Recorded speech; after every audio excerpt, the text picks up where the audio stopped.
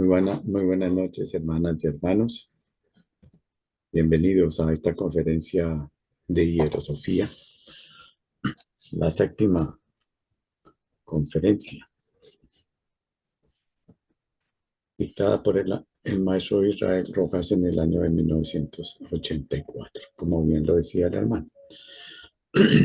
Esta conferencia, el maestro nos sigue enseñando sobre la sabiduría de la imagen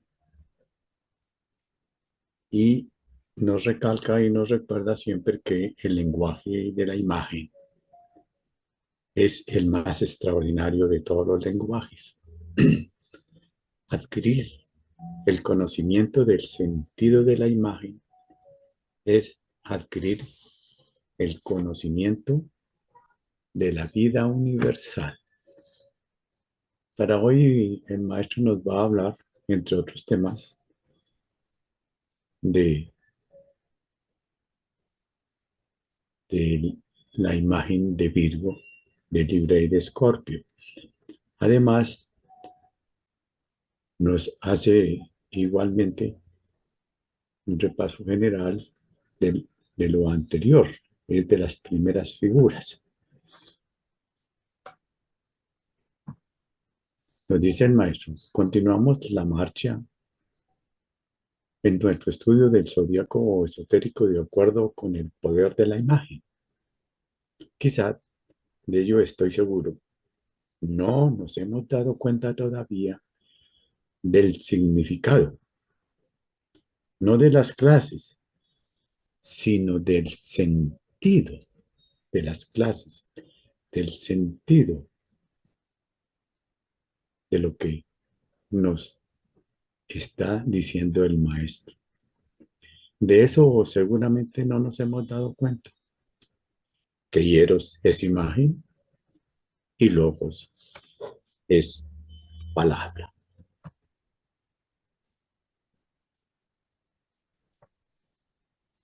Imagen y sentido, porque las clases estas que estamos viendo, dice el maestro, están limitadas a las posibilidades de quien las dicta, más el sentido de la nominación que ello encarna son una significación absoluta desde el punto de vista de las humanas relaciones entre el hombre, la naturaleza, la vida y el cosmos.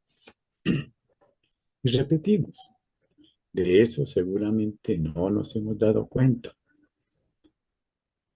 Hieros es imagen y logos palabra.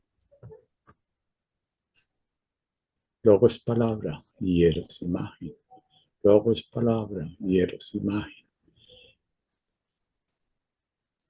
De esas imágenes que ya nos ha venido instruyendo el maestro, tenemos el punto, tenemos la línea, tenemos el triángulo, tenemos la cruz, tenemos la pentalfa, tenemos la exalfa, tenemos el septenario, que es la misma exalfa con un punto en el centro.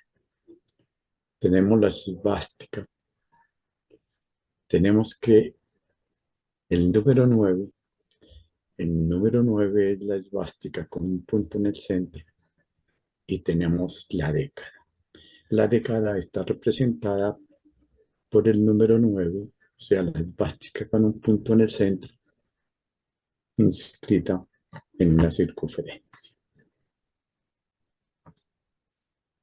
Y el maestro empieza diciéndonos que la maestra Blavatsky en la doctrina secreta se vale solamente de la base fundamental del símbolo, el círculo, como encarnación ideal del infinito.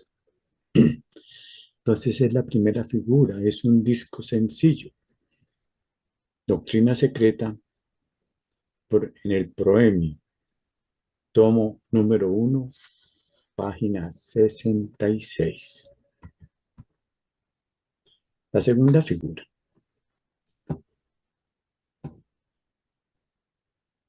Punto central como encarnación ideal y objetiva de la semilla, o sea, el germen. La segunda representación en el símbolo arcaico es un disco con un punto en el centro. La diferenciación primera en las manifestaciones periódicas de la naturaleza eterna, sin sexo e infinita, aditi en aquello, o el espacio potencial en el espacio abstracto. ¿No lo dice también la señora Blavatsky en el proemio del tomo 1 de la doctrina secreta, página 66?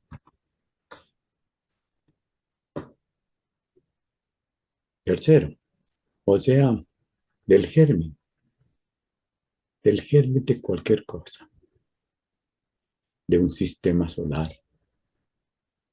de un sistema de mundos, de un ser por minúsculo que sea, de una hormiga o de un elefante. Siempre es exactamente lo mismo. Un punto, un germen, una semilla. Todo el conocimiento de la inteligencia humana que estructura nuestro ego es la base de nuestra evolución. Es hierosofía. Es la sabiduría de la imagen. Toda nuestra sabiduría es imagen. Así que nuestro ego es un acumulador de imágenes. Nuestro ego es nuestro centro de conciencia.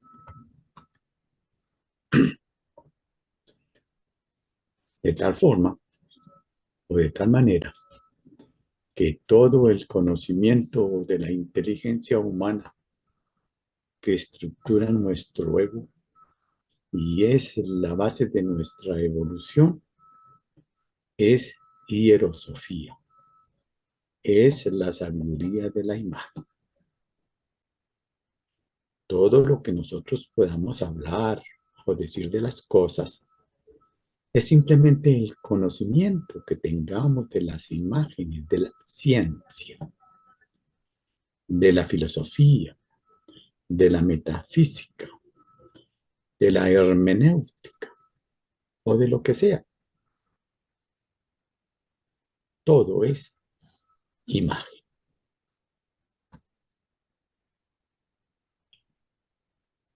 Todo es imagen entonces. Es demasiado grande este sentido, porque es una verdad incuestionable.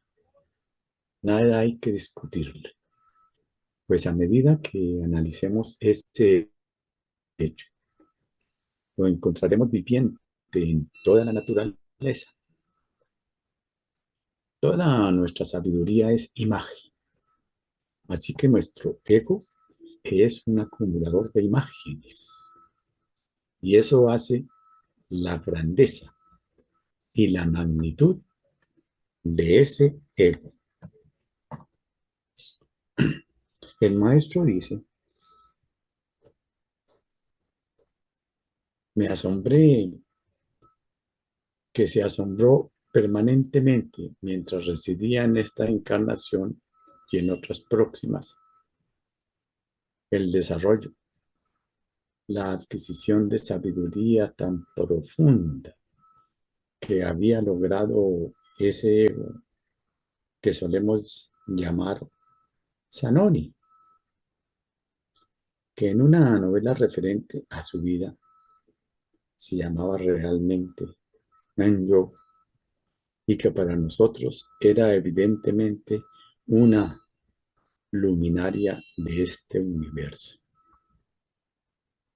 el señor Sanoni.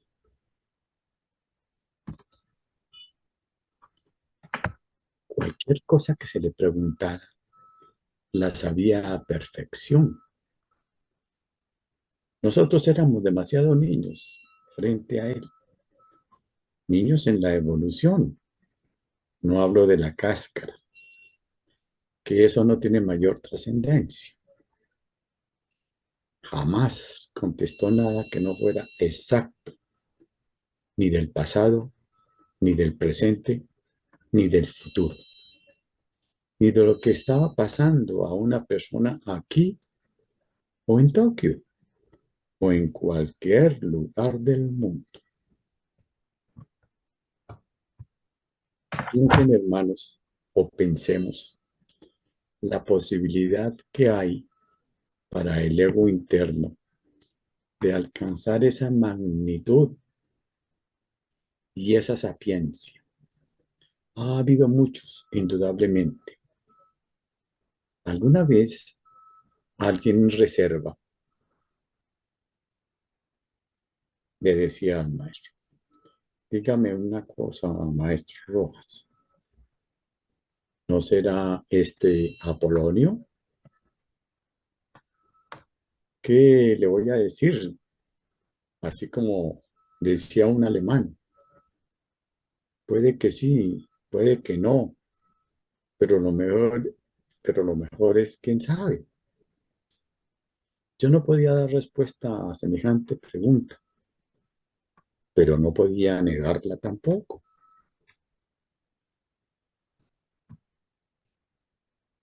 Y luego le dijo nuevamente, yo tengo mis presunciones raras. ¿No es este Mahachohan? Le dije, eso sí no, de ninguna manera. Y él le contestó, ¿y qué razón tiene? Le dije, la ancianidad. Y él contestó, pero sí sabe que ellos pueden tomar la figura que quieran para realizar las labores en un lugar determinado. Entonces quedé realmente en el campo de la abstracción, pensando que sí podía hacer. Bueno,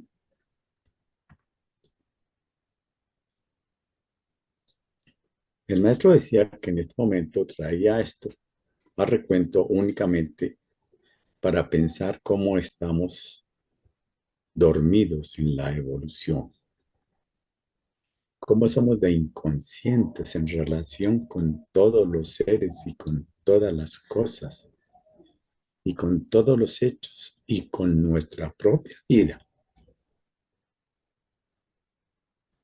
¿Cuánto hace falta en nuestro crecimiento? Y se recordaba cosas que son cómicas y que por eso las relató. Algún hermano le dijo a otro, ¿y no has vuelto a la escuela? Y le contestó, ¿yo? ¿Yo para qué vuelvo? ¿Para qué vuelvo a la escuela? Si yo ya, entonces el otro, con una inteligencia perspicaz y mundana, lo puso a él el yo ya, el yo ya. Bueno, no hemos empezado a entender la magnitud del esoterismo, la grandeza de la sabiduría, el camino de realizaciones que se abren hacia la conciencia del hombre cuando entiendes realmente lo que significa el saber de las edades.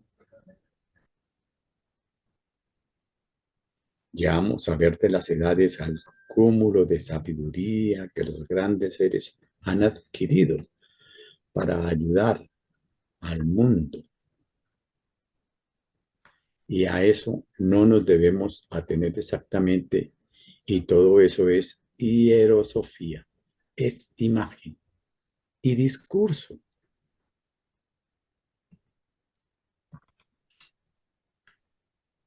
Toda la comprensión que un mecánico tenga acerca de las máquinas es toda la precisión que tiene acerca de las imágenes de correlaciones mutuas y múltiples que existen en la maquinaria.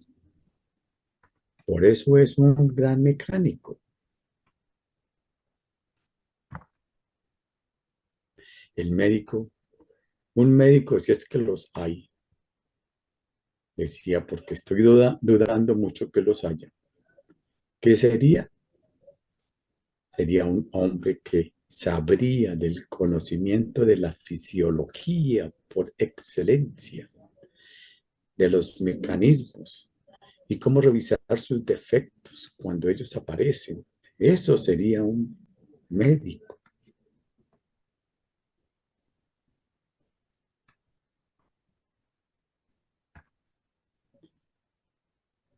porque un médico todo lo que necesita saber es fisiología, es decir, el conocimiento de las funciones del cuerpo humano.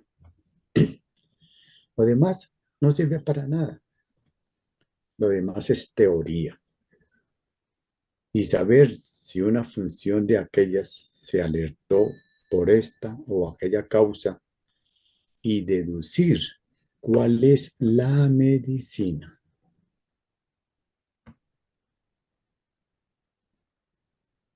El médico sería grandioso.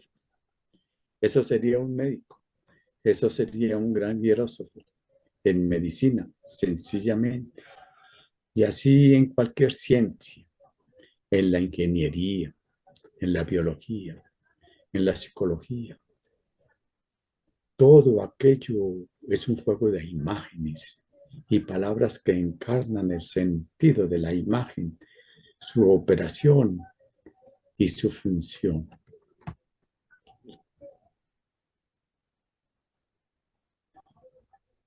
Vean ustedes la grandeza de esta ciencia que hemos iniciado con unas cortas charlas de acuerdo con la relativa capacidad del que las estructura y trata de servirles, no tanto por dar a conocer sencillamente los hechos relacionados con ella, hasta donde nos es posible, sino para mostrar el centro mismo de la sabiduría, del conocimiento y del saber. Todo es hierosofía, todo exactamente. Y volvemos a repetir. De eso seguramente no nos hemos dado cuenta. Hieros es imagen, palabra, logos es palabra. Hieros es imagen, logos es palabra. De la repetición y repetición llegamos a la comprensión. El lenguaje de la imagen es el más extraordinario de todos los lenguajes. Adquirir el conocimiento del sentido de la imagen es adquirir el conocimiento de la vida universal.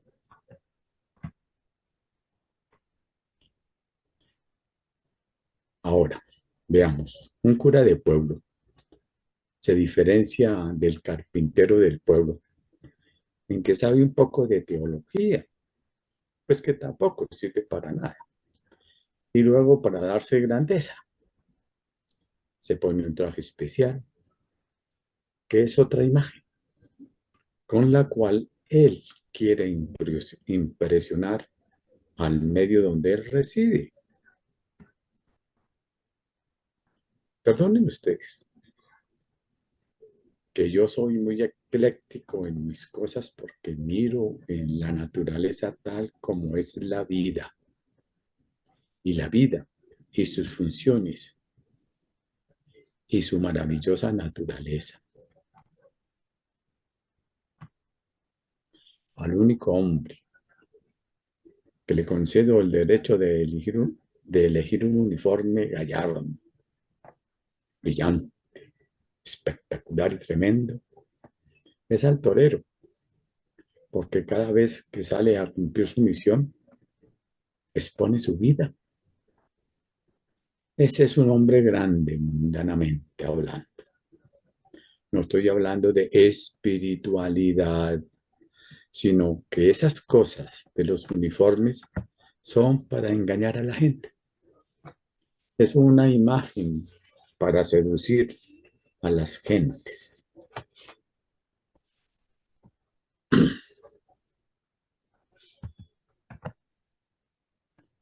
Una imagen que implantan y obligan de todas maneras a que no deba usarse sino en determinadas circunstancias y por determinadas personas para que ellas sean dominantes en ese campo.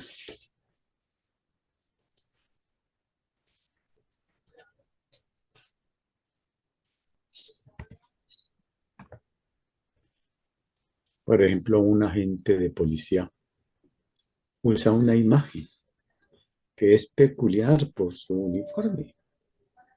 Y el ratero, por valiente que sea, cuando ve este uniforme se asusta. Y eso es el poder de la imagen.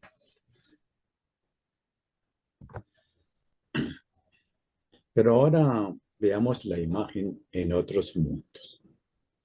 Ahora entraremos en otra cosa demasiado grande y por eso quiero atraer la atención sobre esta ciencia maravillosa de la Geosofía, que es una rama esotérica, excepcional y única. Tenemos aquí símbolos de la alta ciencia. Son más o menos 10 símbolos fundamentales. Son imágenes que encarnan la idea de la alta ciencia. Las describíamos al comienzo. El punto, la línea, el triángulo, la cruz, la pentágono, la hexágono, el septenario, la esvástica, el número 8, la década. Veamos. El punto número 1. Sin punto no hay nada en la forma objetiva y sin semilla no hay nada viviente. Todo depende de la semilla. Todo depende del yo. Y ese es, por lo tanto, el rostro de Dios. Es manifestándose la energía cósmica en la sustancia viviente. Ese es el rostro de la divinidad. Corresponde en nuestra nomenclatura al número 1, porque es la primera objetividad de la sustancia viviente del universo en la vida de las formas, y sin él no hay nada. Pero nadie ha pensado en esto, que es la semilla, el germen.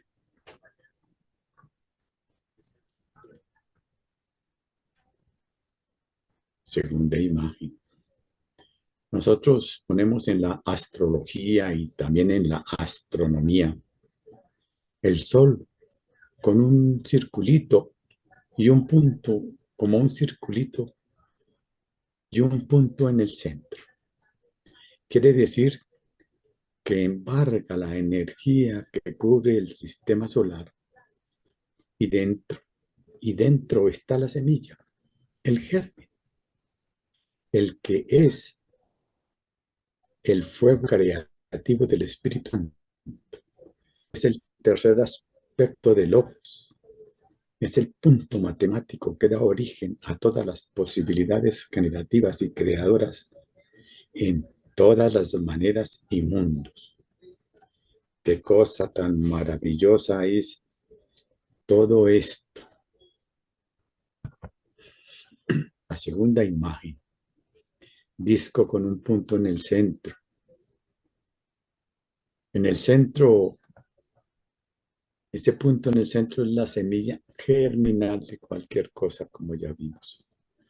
Porque están hablando en sentido negativo de la cosa formal y están mostrando cómo allá en aquellos legendarios tiempos no existía nada, pero había el todo, que era el alma del mundo. Y entonces, el punto matemático es la semilla, es el germen de cualquier especie,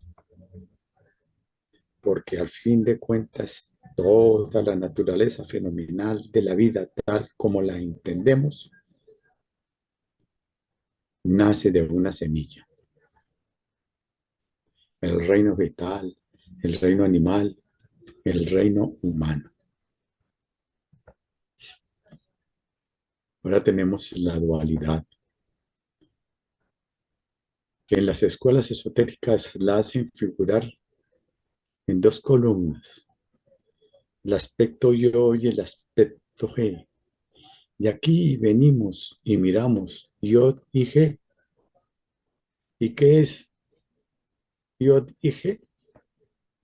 Es el aspecto masculino y femenino de la seidad que hacen posible la multiplicación de todos los seres y de todas las cosas.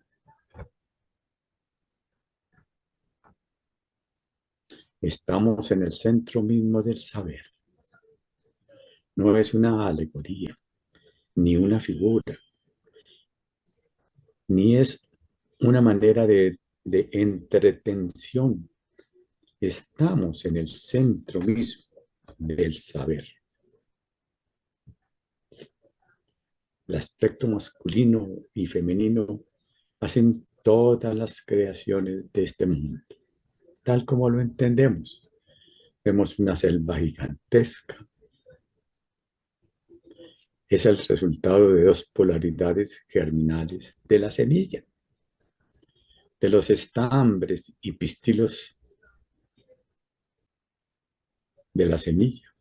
Dos de esos dos nace todo ese maravilloso mundo vegetal y el mundo animal, y así sucesivamente.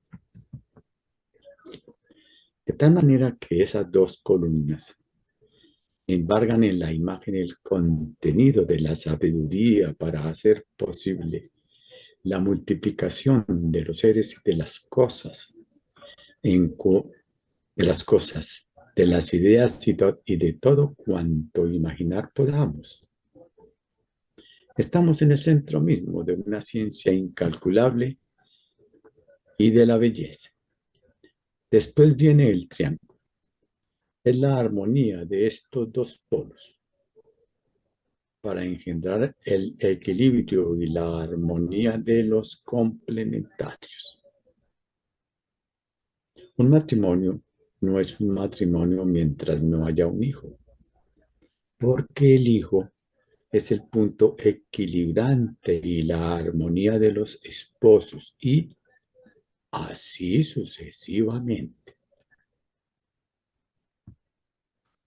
El ternario es, por lo tanto, la razón de ser de las filosofías, de las ciencias, de las metafísicas y de las religiones, todas, sin excepción. Pensemos, hermanas y hermanos, dónde estamos colocados en nuestro estudio hierosófico de la naturaleza y de la vida. Ahora entramos a la cruz, el cuaternario. Es la convergencia de las dos polaridades para hacer posible la generación de los seres a través del tiempo y del espacio. Es esa cruz de los Rosacruces, sin la cual no hay nada, absolutamente nada, porque todas las combinaciones de los elementos son debido a dos energías que se mezclan para producir múltiples manifestaciones. La pentalfa. Luego viene la pentalfa, el número 5, de penta. La pentalfa, 5 puntos para indicar la armonía de los principios que hasta ahora están evolucionando en el hombre. Tenemos 5 principios de sensación y 5 principios de acción, y así sucesivamente. Fijémonos en la pentalfa de penta, 5.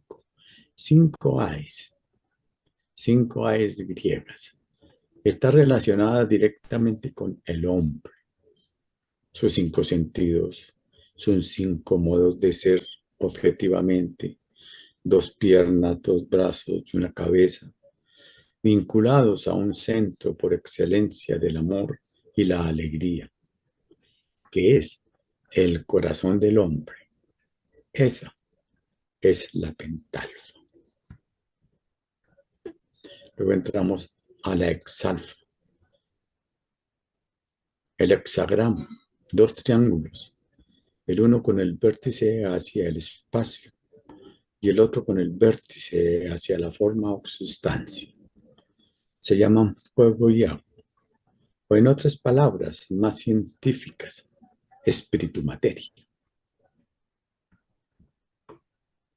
Los hebreos, que son un pueblo muy maduro en la evolución, tienen como símbolo de su pueblo, de su grandeza, de su magnitud, ese símbolo, porque saben que esos dos principios se deben a cualquier punto del espacio. Es admirable esto, maravilloso. Y entramos, tenemos el número 7. Es la exalfa con la adición de un número, uno sobre el 6 o un punto. Es sencillamente el principio de una nueva serie de la generación universal de los seres y de las cosas. El 7 es el número de logos, recordemos. El 7 es el número de logos, es el número de la creación. Es la unión de la fuerza universal con el fenómeno de forma. 7 son los principios del hombre, 3 espirituales y 4 materiales. El 8. Ahora tenemos el 8, que es el punto equilibrante. Es el número del Cristo, que es la armonía de los complementarios. Uno de los círculos representa el Yod y el otro el G. Y en el centro está la armonía, la belleza, la plenitud, la espiritualidad y toda la grandeza del alma en función. Y entramos al número 9, que es sencillamente la serpiente cósmica, que apenas con la cola toca el mundo y su conciencia va hacia los espacios infinitos. Es el hombre en evolución, el hombre en transformación constante. Y así, vean ustedes, en pocos momentos, cuántas cosas hemos podido ver en una ciencia tan maravillosa como es la hierosofía.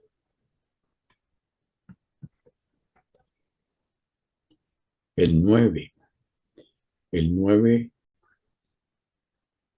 es el cuadrado del 3. El número 9, la tres veces grande, las tres veces grandes deidad del cosmos. Es el cuadrado del número 3 y se le considera como perfecto por haber sido engendrado por el ternario, porque todo es diurno. Es el noveno arcano del alefato sagrado, es la Ted, es la serpiente blanca o iluminada del Génesis. Todo lo que vemos como fenómeno es el resultado de la energía del Ted, la que el mago oculta como una lamparita para que no sea profanada. El 9 es el número de la humanidad, de la multiplicidad en la unidad. Dice Nostradamus, de la letra al número, del número al arcano y del arcano al poder oculto.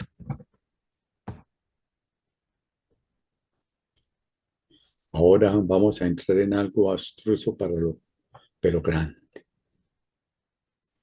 que hay que meditar. Los aspectos masculino y femenino de la seidad están sencillamente en el zodiaco esotérico. en los símbolos de Escorpio y Virgo.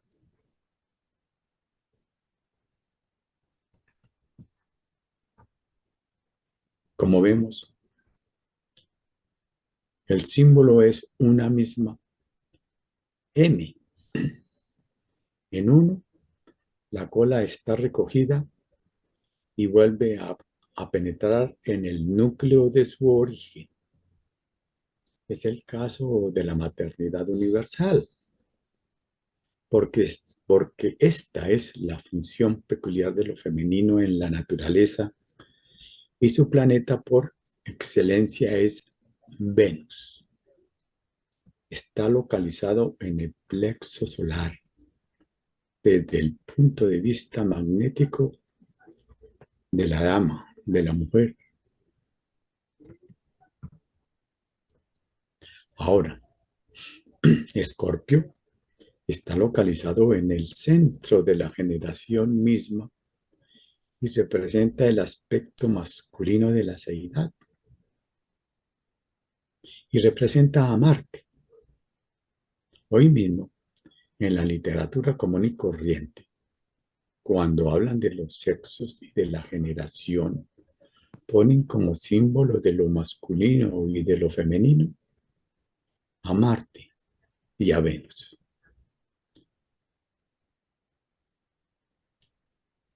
Marte está localizado en el centro de la generación misma, aspecto masculino. Por lo tanto, y Venus está localizado en el plexo solar, desde el punto de vista magnético de la mujer. Los signos del zodiaco fueron 10 nada más, hasta cuando el hombre pues fue andrógino. Entonces esta M representaba en sí misma las dos polaridades en el mismo género, es decir, en el andrógino. Luego vino en la mitad de la época Lemur, en la evolución de las razas, en la que se fueron separando los sexos. Y entonces naturalmente se dividió Virgo en Escorpio y Virgo. Entonces apareció el aspecto masculino de la seidad y luego hubo necesidad de intercalar en el centro a Libra, es decir, el equilibrio, que se inclina hacia la derecha o hacia la izquierda, según que los sentimientos fluyan así o así.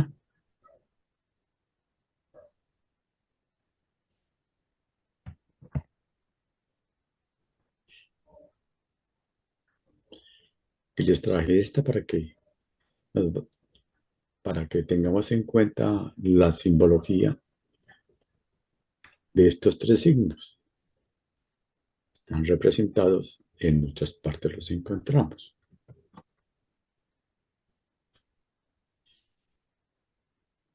Lo que llaman amor. Esto las gentes lo llaman amor.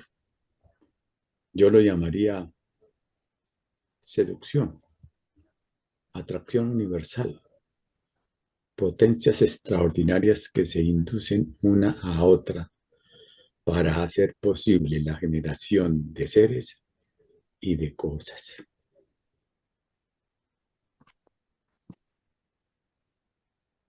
Esa es la magnitud más grande del sistema y de la energía universal en la naturaleza. Lo masculino y lo femenino, tan profanados, tan irrespetados, tan reducidos a bajezas ridículas, con pasiones e instintos y palabras soeces. Cuando debiera ser la fuente del templo de la vida, del templo del amor, del templo de la sabiduría, del templo de la sublimación, de la realización espiritual y metafísica del hombre. Cuando sublima aquellas energías sagradas de la vida, sublimación. Sin la sublimación de esas energías, no hay crecimiento espiritual, no hay crecimiento anímico, no hay logoidad. Es decir, el verbo no se hace verbo, virgen y puro, sino a través de la sublimación estética. Y entonces la bipolaridad aparece como realmente el templo de la vida, como la base de esas dos columnas maravillosas que sostienen el templo del universo,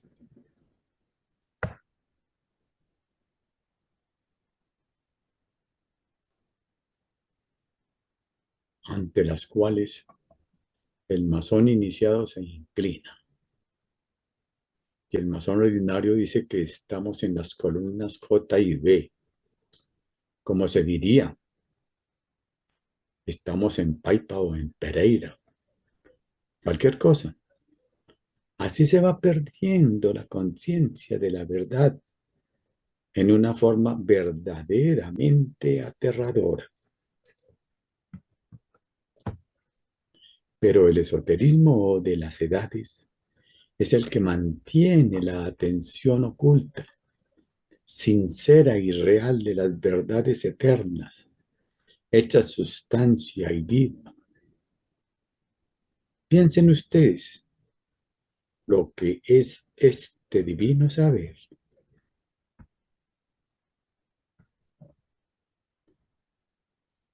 Así que, evidentemente, no había sino 10 signos. El signo de Virgo, el signo de Virgo, Libra, Escorpio, era uno solo en el andrógino. Era el signo de Virgo. Luego, la separación de los sexos vino la función de Escorpio. La una es fuerza centrífuga, Escorpio, y la otra es fuerza centrípeta, Virgo. La una fuerza induce y la otra irradia. Y sin eso no hay nada, absolutamente nada, en ningún nivel de la naturaleza. Nada. Veamos cuánta sabiduría en los símbolos hermosos y grandes del camino zodiacal.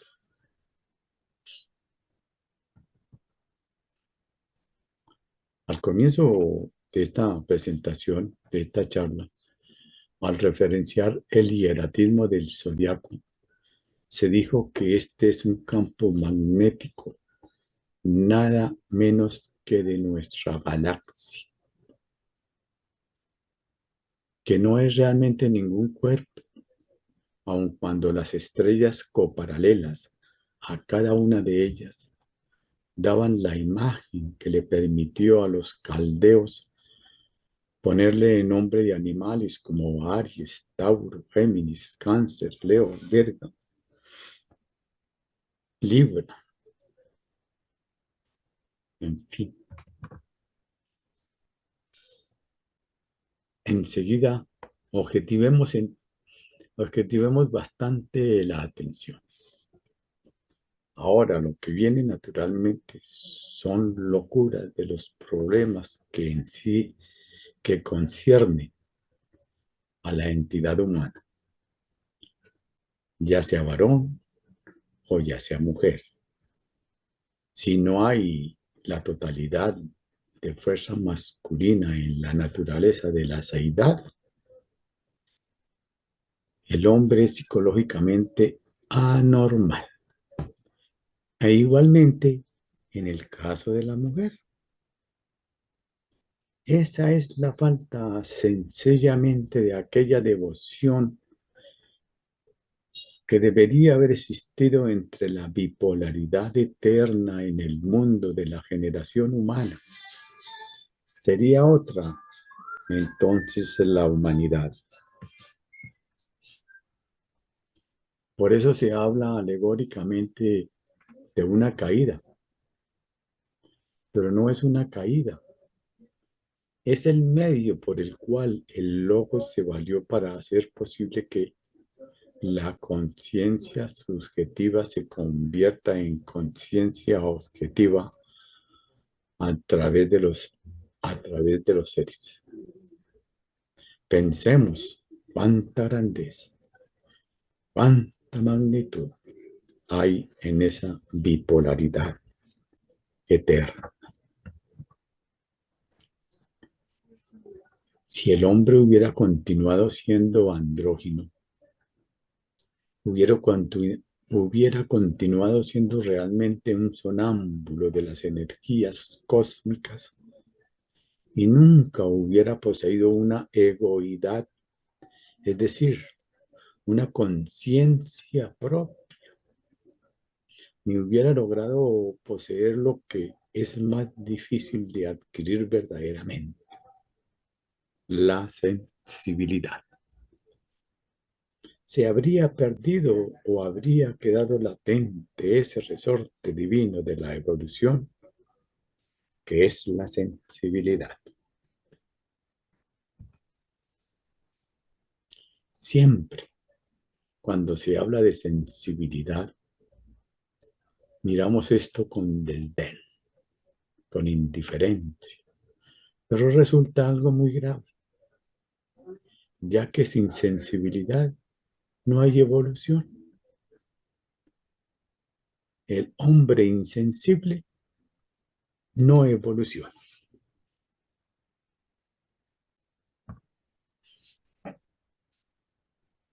Nos hace un relato del maestro y dice, conocí un caso que ya lo he mencionado y lo vuelvo a mencionar porque es la cosa más tonta. Había un compañero mío de la escuela, un muchacho que jamás en la vida pudo decir foca. Él siempre decía joca. Y entonces el maestro se divertía mucho porque sabía que para nosotros era agradable y se iba al pie del pobre muchacho y le decía, diga fo. Entonces el muchacho decía fo. Le decía, ahora diga K. Y el muchacho decía K. Ahora diga foca. Y el chico decía joca.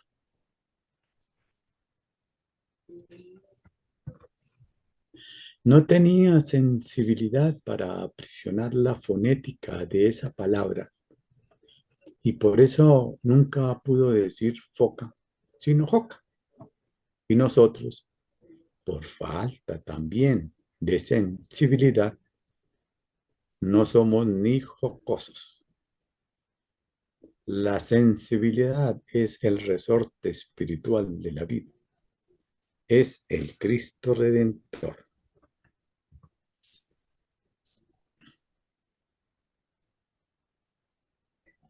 Cristo. Y lo acabamos de leer en un librito atribuido a un adepto. Por un abuso lamentable, se afirma que Cristo es Jesús. Jesús era un ego que había alcanzado a desarrollar en alto grado la sensibilidad crística.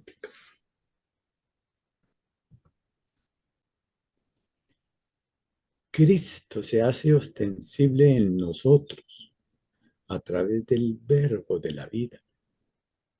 Pero si ese verbo no está encauzado hacia la verdad, la belleza y el bien, será instrumento inadecuado de la evolución y creará para nosotros serios problemas frente a la ley eterna de la causalidad. Cristo es el logo solar.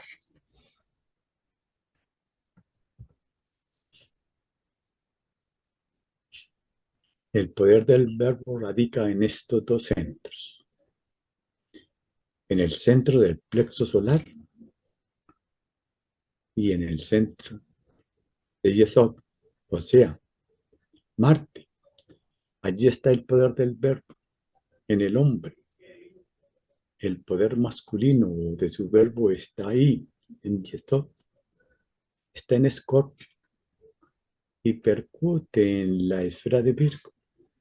Al contrario, la mujer. Por eso, cuando el muchacho llega a la edad de 14 años, dicen que hace gallitos, porque el verbo está unificado, porque el verbo está unificando la potencia de esos dos átomos maravillosos de la vida. La potencia de esos dos átomos, no los dos átomos, la potencia de ellos.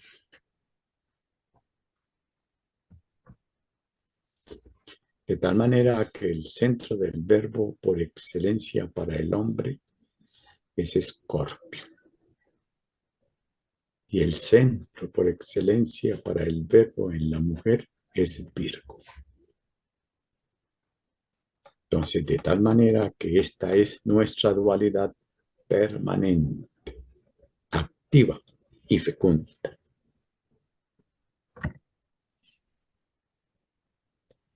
Ahora, si nosotros como varones rindiésemos culto a la femineidad ideal y sublimatoriamente, pronto pues seríamos como dioses.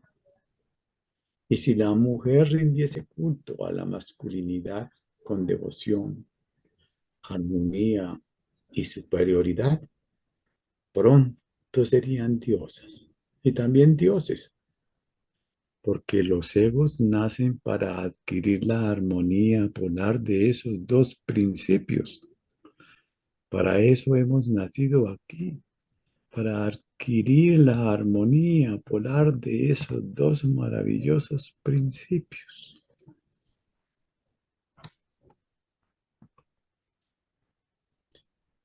Entonces en Escorpio tenemos el Yod y en Virgo tenemos el Het, la Cabra.